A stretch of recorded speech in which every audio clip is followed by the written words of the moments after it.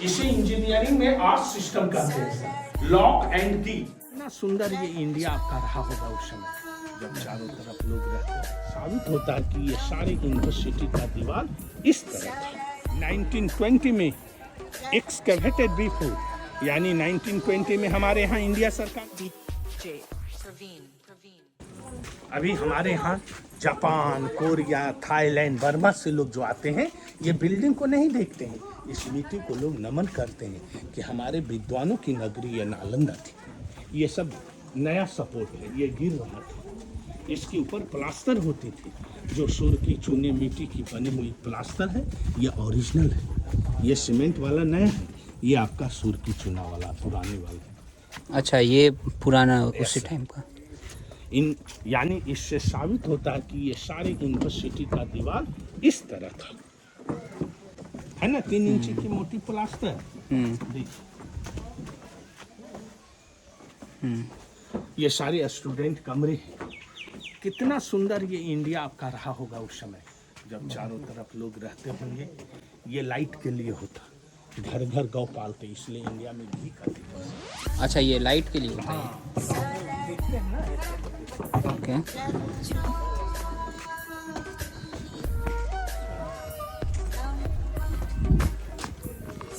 एक सेकेंड। हर एक हॉस्टल के जो आंगन होते थे ये टीचिंग का काम होता था, क्लासरूम, और क्लासरूम में ये ऊंची स्थान देख रहे, ये टीचर का स्थान हुआ। ये सारे स्टोन पिलर थे, ऊपर छत थी। उस समय ये बिल्डिंग नहीं थी। यहाँ 10-10 स्टूडेंट बैठते, आपस में ग्रुप डिस्कशन होती थी। तो एक सब्जेक्ट के लिए एक ब्लॉक है, ऐसे 108 ब्लॉक थे। नालंदा में 108 सब्जेक्ट की पढ़ाई होती। 108 सब्जेक्ट्स। 108 108 सब्जेक्ट्स। 108 सब्जेक्ट। और बोल बाल भाषा पाली चलती थी। यहाँ आप तिब्बत, नेपाल, सिक्किम में अभी भी देखे होंगे कि गुरु जी वहाँ से बोलते बुद्धम शरणम गच्छामि। ये इस तरह से जो होते हैं ना, ये बुद्धिज्म में ही होता है। और ये महायान यूनिवर्सिटी थी, मूर्ति पूजा किए जाते थे। ये मगध राज था, रिच कंट्री था। स्टूडेंट को पढ़ने के लिए कोई शुल्क नहीं होते, फ्री एडमिशन था। पास वाली गांव से कराते, कोई गांव से चावल, दाल, घी, दूध, मक्खन। तो आगे चलेंगे हम लोग, उस समय का स्टोर रूम देखेंगे। आपका क्वेश्चन होगा सर कैसे माने ये बिल्डिंग 5वीं की है 7वीं की है? तो पहले राजा लोग जो बिल्डिंग बनाते वो बिल्डिंग में नाम नहीं लिखते, चिन्ह देते थे। टाइगर, अशोकन पिलर मिलते हैं, समझ जाते हैं मौर्य डायनेस्टी की बिल्डिंग है। यहाँ से खुदाई में गुप्त काल के सिक्के मिले, उनके सिक्के में धनुष की सिंबल मिली। वो इस सिंबल को देखिए, वो है हाफ नजर आते सर, हाफ ये बिल्डिंग से कवर है। इसी से प्रमाणित होता है कि ये बिल्डिंग गुप्त काल की है, ये हर्ष काल। ये 2 कमरे हैं जहाँ से बर्न्ट राइस मिला, इसलिए प्रमाणित हुआ। स्टोरेज है, कहीं बिल्डिंग की रूफ नहीं है, उसकी रूफ भी मैं दिखाऊंगा। वो देखिए आपका कुआं है जल पीने के लिए। ये आपका आंगन जो है, इनमें देखिए चूल्हा है भोजन बनाने के लिए। नीचे से लकड़ी लगाते, ऊपर मिट्टी के बर्तन बैठे। आप क्वेश्चन करेंगे ना, ये तो क्लासरूम थे, फिर किचन कैसे बता रहे हैं गैस है? सही बोल रहे हैं। लेकिन उस समय स्टूडेंट अपने खाना नहीं बनाते, सर्वेंट नहीं थे ना, इसलिए अपने ही बनाते थे। गुरु के लिए भी बनाते थे। और बनाने के बाद, खाना खाने के बाद हॉस्टल से जब क्लास में आते थे तो वह चूल्हा, किचन नहीं, प्रयोगशाला का कार्य किए जाते। जैसे कॉपर प्लेट को गलाना, अष्ट धातु की बुद्ध की मूर्ति को बनाना, केमिस्ट्री कार्य के लिए ईंधन की जरूरत होती है सर। जड़ी बूटियां लाकर यहाँ औषधि की पढ़ाई हुई, यानी ये साइंस डिपार्टमेंट है।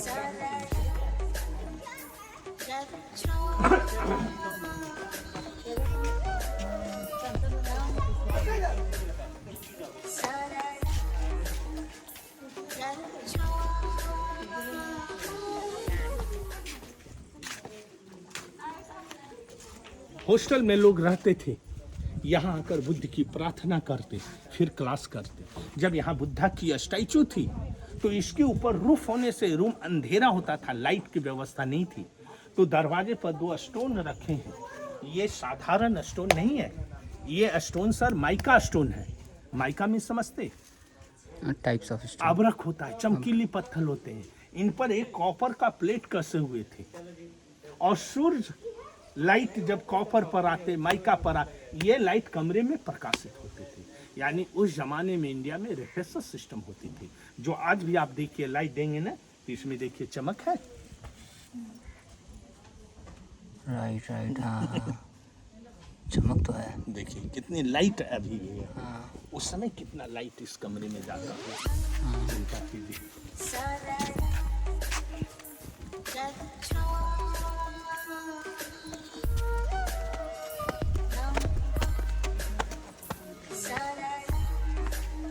ये क्या है? ये कुएं अच्छा, हमने आगे बताई से इस यूनिवर्सिटी की कैंपस में 52 तालाब थे, 52 टैंक्स एंड 53 वेल्स थे, जो हर एक हॉस्टल में कुआं मिला। कुएं की गहराई 50 फीट है। बारिश होते पानी जमते, अभी पानी का लेयर नहीं है। ईंटों की बनावट आप देख सकते, कोई गोल है कोई स्ट्रेट में। ये सारी बनावट ओरिजिनल ये नालंदा की अवशेष थी।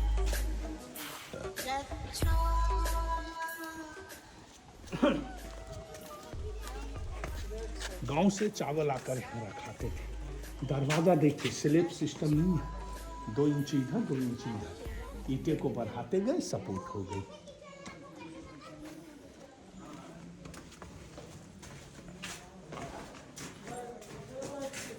आज हमारी रूफ पुल बनते हैं, टूट जाते हैं, लेकिन उस समय की इंजीनियर की बनी हुई रूफ को आप देखिए, बेडॉक पिलर सपोर्ट छते हैं। ये जला हुआ चावल यहां से मिली, इसलिए ये प्रमाणित होता अनाज का भंडारण है। आप क्वेश्चन करेंगे सर, सारे एफसीआई गोदाम गोल ही क्यों बनते? हमारे घर में माँ बहने लोग जो अनाज रखते वो पात्र गोल ही क्यों होते? कभी ध्यान दिए? मिट्टी का पात्र हो या आयरन का हो, गोल में ही अनाज आप रखते। गोल में रखने से अनाज आपकी सुरक्षित होता है। अगर वही अनाज को घर में आप चौकोर बर्तन में रखेंगे तो जून जुलाई के महीना में गर्म हवा कॉर्नर में रुक जाएगी, अनाज में नमी लगेगी, कीड़ा लगेगा, वो अनाज सड़ जाएंगे। गोल में क्या होता, हॉट विंडो अंदर आने के बाद हवा घुलकर ठंडा होता, नेचुरल हवा होने से अनाज सुरक्षित होता।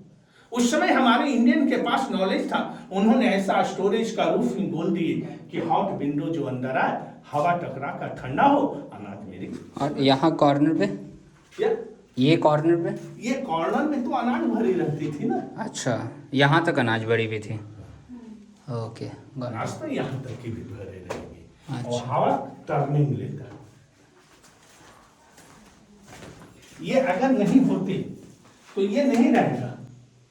इसे इंजीनियरिंग में आर्ट सिस्टम कहते हैं सर, लॉक एंड की। ये इसका की है, चाबियां यहाँ है, ये अगर खुल गया तो ये छत गिर जाएंगे।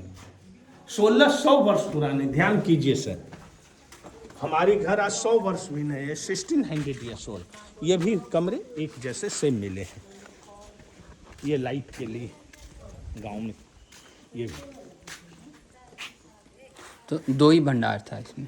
अभी 1 किलोमीटर के एरिया आपने खुदाई की है, जिसमें 2 मिले हैं, और 9 किलोमीटर खुदाई होंगे और मिलेंगे। 9 किलोमीटर के लोग यहाँ थोड़े खाना खाने आएंगे।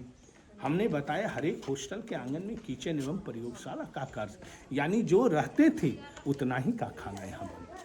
तो 1 किलोमीटर में ये 2 कमरा मिला है सर, और 2 विशाल मटके भी मिले हैं, मिट्टी का पात्र, जो आपका म्यूजियम में उधर।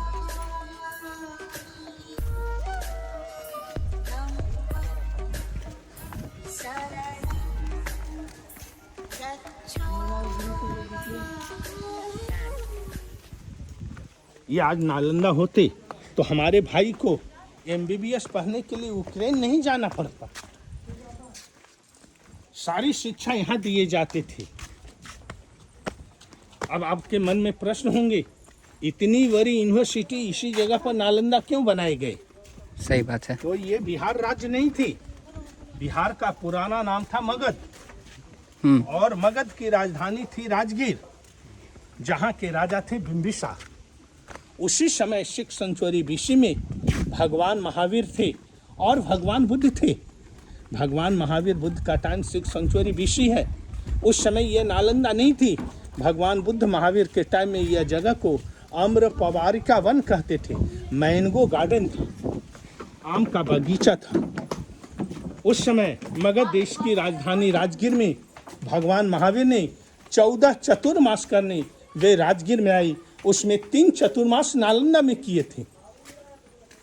पहला 7वां 9वां उनके प्रथम शिष्य गंधर्व गौतम स्वामी जी की जन्मभूमि ये कुंडलपुर है, जो 2 किलोमीटर में उनकी जैनों का मंदिर बनी हुई है।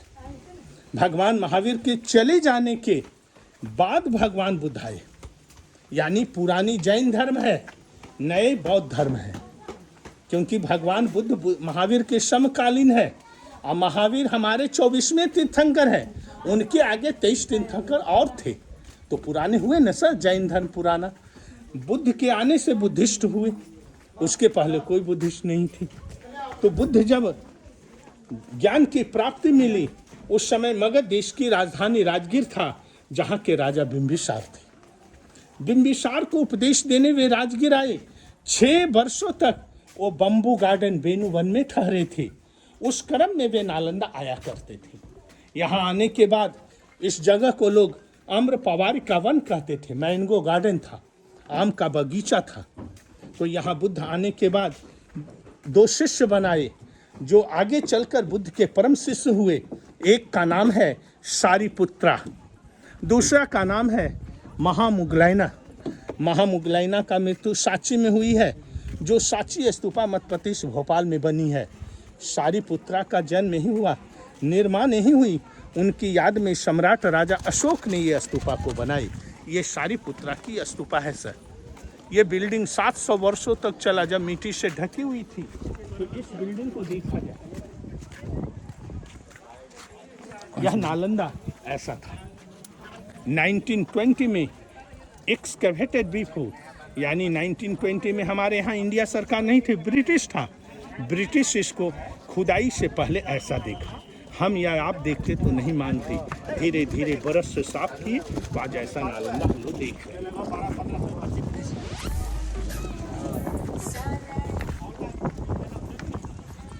ये देखिए गुप्त राजकाल की आंगन है, जिसकी ड्रेनेज सिस्टम देखिए सर, कितनी अच्छी कॉर्नर है। गुप्त काल की आंगन है। आप कह सकते कैसे माने ये बिल्डिंग गुप्त काल की है, तो उन राजाओं के चिन्ह को वहाँ देखा जाए। जैसे वहाँ हम लोग हाफ धनुष देख रहे थे, यहाँ देखिए वो फुल धनुष मिला है। प्रमाणित हो रहा है कि यह बिल्डिंग गुप्ता डायनेस्टी की है। ये हर्षा की है, जो कंक्रीट वाली है। ये ऊपर वाली सीढ़ियाँ पाल पीरियड की है। ये सीढ़ियाँ उस सीढ़ियाँ से ज्वाइंट थी। यहाँ जो छात्र रहते, ये सीढ़ी के सहारे वहाँ जाकर बुद्ध की प्रार्थना करते थे। वो टेम्पल थे, उन दीवालों में देखिए वो बुद्ध की मूर्तियाँ हैं। आप स्वतः जहाँ मूर्तियाँ देखेंगे, आप टेम्पल समझेंगे कि यहाँ साधना किए जाते थे। बुद्धा की मूर्तियाँ, यहाँ विभिन्न देश से लोग आते थे, चाइना, कोरिया, थाईलैंड, बर्मा से। किसी कारणवश मर जाते थे, उनकी डेड बॉडी को उनके घर ले जाने की यातायात का साधन नहीं था। धर्म के अनुसार उन्हें तालाब के किनारे जलाते थे, और वो जली हुई अस्थियां को लाकर ये देखिए गोल गोल स्तूपाएं बनाए। ये देखिए, अच्छा ये स्तूपा जो यहाँ बना है, ये फंसा हुआ था। तो आगे देखिए बिल्डिंग के उधर और भी उधर खोदेंगे और भी नालंदा मिलेगी।